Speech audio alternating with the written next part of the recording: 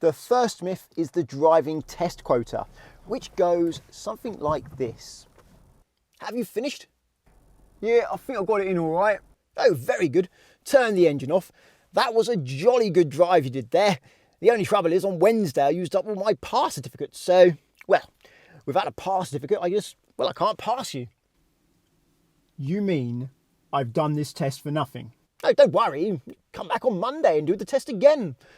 Hopefully the postman's been by then. I'm actually lost for words right now. I'm getting out the car.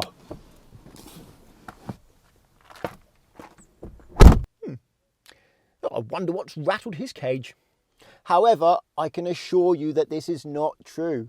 The Driver and Vehicle Standards Agency do not set limits on how many people their examiners can pass. Although, I understand why many people believe it to be true, and I've already made a video all about that. So I'll link to it in the top right hand corner of your screen.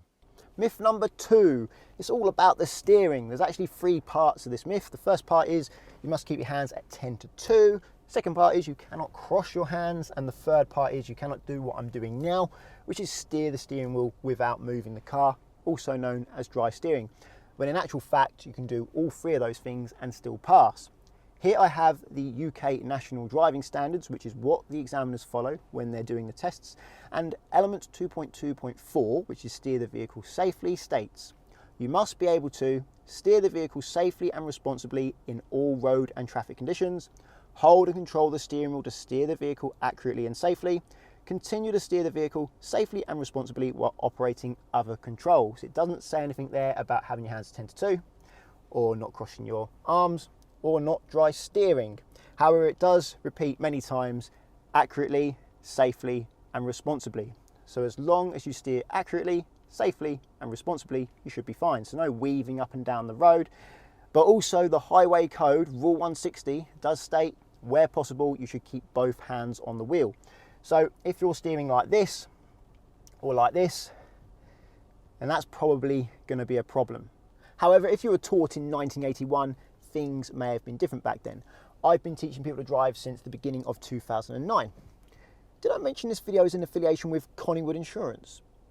I'll talk about them later. Myth number 3 is you cannot use reversing sensors or cameras, when in actual fact you can, but you still need to maintain good all-round observations so you can see incoming vehicles or cyclists.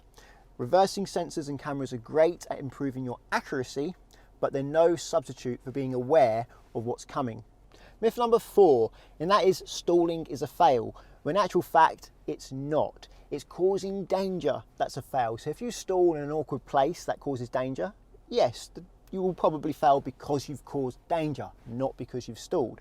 However, if you stall and then you get going again and don't cause any danger, that's fine. However, if you do repeatedly stall time and time again, eventually the examiner will fail you for lack of competence to control the car. Myth number 5, people believe going the wrong way will fail you, but that's not true. Changing your speed or position suddenly without checking it's safe to do so first, that will be the fail. If you find yourself in the wrong lane, instead of diving into the correct lane you think you need, just go where that lane takes you and your driving examiner will redirect you. However, if you keep going the wrong way repeatedly and the driving examiner believes you either don't understand them or are choosing to ignore them, then they will probably terminate the test. Myth number 6 is that you need to check your mirrors every 10 seconds and that you should do so in an exaggerated manner. Of course, looking behind yourself more than you need to and moving your head more than you need to when you're driving is not safe, and your driving examiner is not going to appreciate this. Driving examiners are very good at knowing whether or not you've checked your mirrors and will only fail you if they're certain you've missed an important mirror check. My advice is to look where you're going and check your mirrors as and when you feel is necessary and important. However, you could also fail for missing less important mirror checks, but you'd have to miss quite a few. But in my eyes, I consider the less important ones still important. So check your mirrors whenever you're going to change speed or direction, and you should be fine. Number 7 is the myth that you need to use the handbrake every time you stop, whether it's a junction, traffic lights, or a roundabout. The handbrake is also known as the parking brake, and that's really what it's for, parking. By all means, use the handbrake to assist you in other areas of your driving, for example, a hill start, that's absolutely fine. But to pass the driving test, you only need to use the handbrake when you're parking. Number 8 is the myth that if you roll back even the tiniest amount, that's an instant fail. But that's not true. Yes, rolling back is dangerous and you should avoid it. And if you roll back this much, you will most likely fail. But if you roll back a tiny amount and no harm's done, the chances are you'll still pass. Myth number 9 is that you need to go really slow to pass a driving test. I'm in a 40 now and I'm going way under the speed limit when it's safe for me to go quite a lot faster than this. Driving slower than you need to won't help you pass the test. Don't drive faster than you need to either, just drive at a normal speed. You can fail your test for driving both too quickly and too slowly, although in my experience they're harsher on the people who go too quickly and a little bit more lenient on the people who go a bit too slowly. You should just drive at the correct speed for the road and conditions, but that's a whole different video. Number 10 is that you should take your driving test during rush hour. Why would you want to do that? Well, it's believed that you'll spend your entire time stuck in traffic and won't have to do many junctions. But that's not true. Driving examiners are experts at knowing where and when the traffic occurs, and they avoid long queues of traffic. Number 11 is the myth that if you touch the curb even the slightest amount, you will instantly fail the test. But that's not true. If you touch the curb gently, you'll most likely just get a driver fault. If you were to hit the curb hard, or even worse, mount it, then you would certainly fail.